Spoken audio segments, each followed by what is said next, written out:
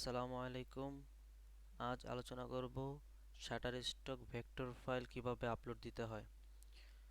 তো Shutterstock vector file upload দেওয়ার ক্ষেত্রে ওনারা মূলত প্রেফার করে ইপিএস ফাইল এবং ইপিএস ফাইল 10, যেটা 100 MB থেকে ছোট এবং 4 থেকে 25 মেগাপিক্সেলের মধ্যে এবং একটি আর্টবোর্ডের মধ্যে হতে হবে। এখানে কোনো ওপেন পাথ থাকতে পারবে না এবং রাস্টার ফাইল থাকতে পারবে না। তারপর স্টক থাকতে পারবে না এবং লক লেয়ার, যেগুলো আমরা ডিজাইন করার সময় লক করে তারপরে ডিজাইন করি, কোনো লক লেয়ার থাকতে পারবে না এবং কোনো ফন্ট থাকতে পারবে না। ফন্ট আউটলাইন করে দিতে হবে। আর হচ্ছে কোনো ইমেজ থাকতে পারবে না, যেটা আমরা রাস্টার ফাইল বলি। এবং সিঙ্গেল আর্টবোর্ড এবং নো ট্রেডমার্ক, কোনো ট্রেডমার্ক বা লোগো থাকতে পারবে না, নির্দিষ্ট কোম্পানির লোগো থাকতে পারবে না। তো আমরা সরাসরি মূল ফাইলে চলে যাই। এখানে একটা আমার 5000 বাই 3000 একটা আর্টবোর্ড নেওয়া হয়েছে। আপনারা 5000 যদি আরো বেশি দরকার পড়ে তখন আরো বেশি নিয়ে নিতে পারবেন। 3000 থেকে এখানে 7000, 3000 বাই 7000 এরকম কম বেশি করে নিতে পারবেন, নো প্রবলেম। তো এখানে আমাদের মূলত অনেকগুলো ফন্ট এখানে কিভাবে একসাথে ভাঙা যায় এটা একটা বিষয়। আর হচ্ছে কোনো ফাইল লক রাখা যাবে না এবং যতগুলো স্টক আছে স্টকগুলো সব এক্সপ্যান্ড করে দিতে হবে। তো এটার সহজ উপায় হচ্ছে সম্পূর্ণ ফাইল সিলেক্ট করে অথবা কন্ট্রোল A দিয়ে ক্রিয়েট আউটলাইনে ক্লিক করা, তাহলে সবগুলা ফন্ট আলাদা আলাদা হয়ে যাবে, এখানে কোনো ফন্ট থাকবে না। তারপর আমাদের যেই স্টকগুলো আছে স্টকগুলা ডাইরেক্ট সিলেকশন টুল দিয়ে সিলেক্ট করে অথবা ডিজাইন করার সময় প্রথমেই এই স্টকগুলা প্রতিটা ধরে ধরে এক্সপ্যান্ড করে নেওয়া সবচেয়ে বেটার, এটাই হয়। আর এখানে আমার ডিজাইনের মধ্যে এখানে শ্যাডোর মতো দেখা যাচ্ছে, এটা মূলত আসলে রাস্টার কোনো ইফেক্ট না। আমরা অ্যাডোবি স্টক তারপর অন্যান্য সাইটগুলোতে রাস্টার ইফেক্ট ব্যবহার করতে পারি, কিন্তু রাস্টার ফাইল ব্যবহার করতে পারি না বা রাস্টার ইমেজ ব্যবহার করতে পারি না। কিন্তু এখানে রাস্টার ইফেক্টও ব্যবহার করা যাবে না। আমার এটা মূলত রাস্টার ইফেক্ট নয়, এটা হচ্ছে ভেক্টর, কিন্তু অপাসিটি কমাই দেওয়া হয়েছে, যার কারণে ইফেক্টের মতো দেখা যাচ্ছে।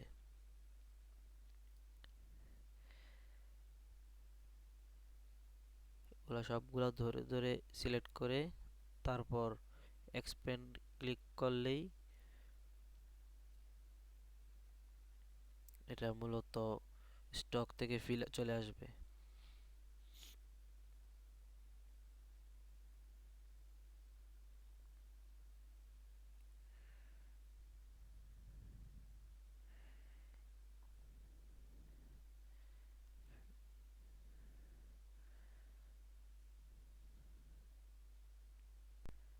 আরেকটি জিনিস ভালোভাবে খেয়াল রাখতে হবে, সেটি হচ্ছে আমাদের আর্টবোর্ডের বাইরে যাতে কোনো ফাইল বা কোনো প্রকার ভেক্টর না থাকে, অন্যথায় আমরা এই ফাইল আপলোডই দিতে পারবো না, অ্যাপ্রুভ তো দূরের কথা। তো কন্ট্রোল A দিয়ে দেখে নিলাম যে বাইরে কোনো ফাইল আছে কিনা। তারপর এটা আমরা সেভ করব ইপিএস ফাইলে।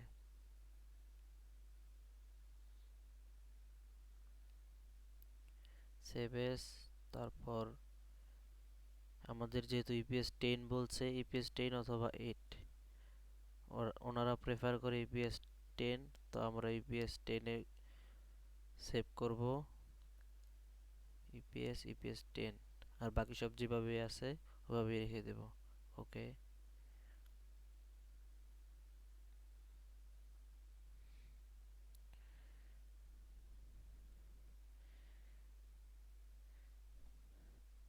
ওনারা যেহেতু বলছে 100 MB সমান বা তার থেকে ছোট, আমরা ফাইলটা চেক করে নিলাম 100 MB বা তার থেকে ছোট হয়েছে কিনা। তারপর স্টার্ট নাও, ড্যাশবোর্ডে আসার পর ওই কথাগুলোই বলছে, রিকোয়ারমেন্টের কথাগুলা।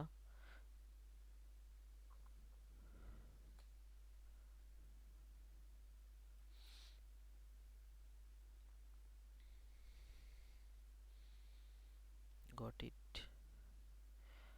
এখানে সিলেক্ট ফাইল অথবা ড্রাগ করে নিয়ে ওখানে ছেড়ে দিলেও আপলোড হয়ে যাবে।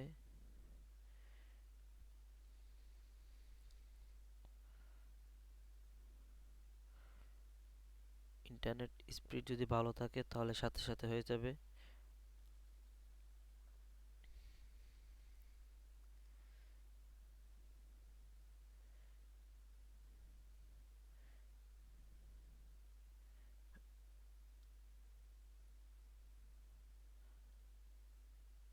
Your upload file are processing. We will let you know when they are ready. আমাদের কিছুক্ষণ ওয়েট করতে হবে।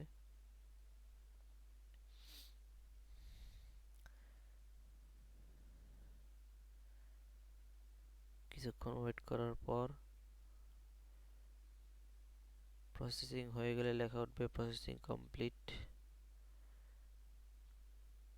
একটু ওয়েট করতে হবে। আপনারা চাইলে একসাথে 10-12টি ফাইল একসাথে আপলোড দিতে পারেন। এখানে তারপর প্রসেসিং কমপ্লিট হওয়ার পর রিফ্রেশে ক্লিক করতে হবে। তারপর এখানে আমাদের মেটাডাটা, তারপর ট্যাগ, এগুলো সব দিতে হবে। দেওয়ার পর আপলোড দিতে পারবো।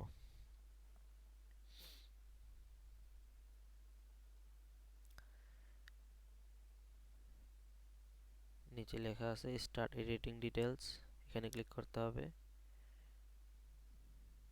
তারপর ফাইলে সিলেক্ট করার পর এখানে আমাদের মেটাডাটা সহ বাকি ট্যাগ সবকিছু দিতে হবে। এখানে ইমেজ টাইপ, তারপর কি কারণে ইউজ, কমার্শিয়াল নাকি এডিশনাল, তারপর ডিসক্রিপশন, ক্যাটাগরি কি ক্যাটাগরির এখানে একটা সুবিধা হচ্ছে কয়েকটা ক্যাটাগরি অ্যাড করানো যায়, যদিও এটা বেশি ইম্পর্টেন্ট না।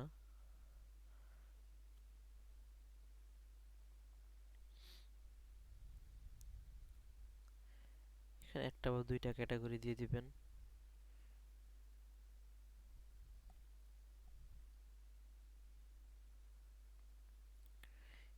ইউজ এখানে কমার্শিয়াল সিলেক্ট করাই থাকে।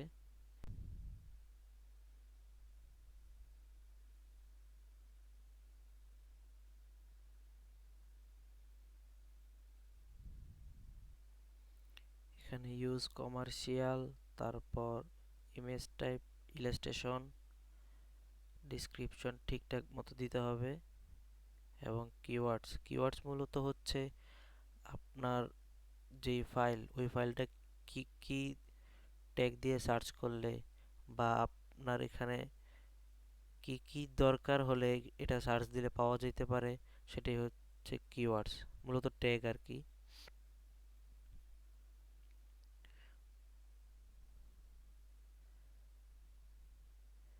কিওয়ার্ডসগুলো নিচে ওনারা কিছু সাজেস্ট করে ওগুলো দিতে পারেন, অথবা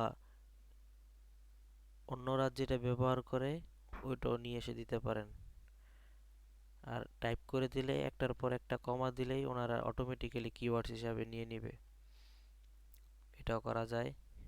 এখানে মূলত সর্বোচ্চ 50টা কিওয়ার্ডস দিতে পারবেন, যদিও এতগুলো দেওয়ার প্রয়োজন পড়ে না, আপনারা চাইলে 50টা কিওয়ার্ডস দিতে পারেন।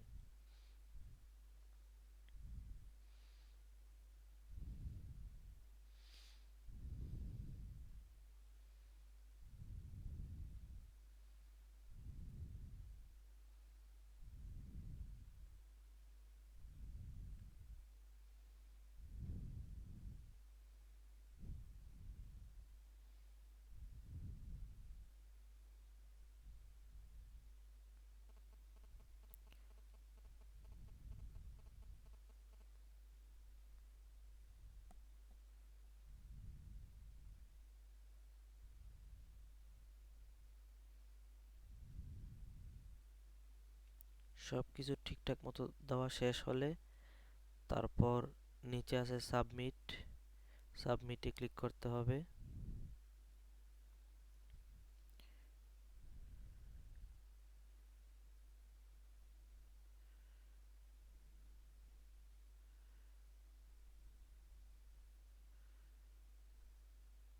সাবমিটে ক্লিক করলে একটি পপ একটি পপ আপ নোটিফিকেশন আসবে, সেটি হচ্ছে great job on your first submission, our expert review team will check over your work and provide feedback in the next few days. এটা মূলত একদিনের ভিতরেই অ্যাপ্রুভ হয়ে যায়।